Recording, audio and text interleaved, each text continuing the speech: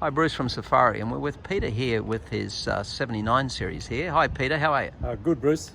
And Peter's got a travelander on the back. This rig here is 10 years old, and he's about to update it. He's updating it to reduce the weight, so you can see it's pretty heavy in the back there.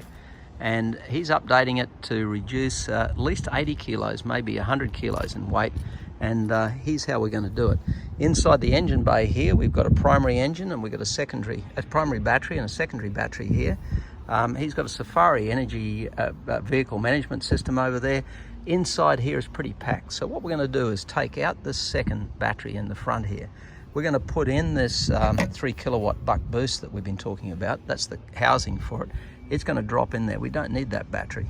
And then we're going to put the 48 volt batteries in the rear, 3 kilowatt inverter charger, and we can eliminate all the gas, all the LPG, eliminate everything. He can run all night. How good's that?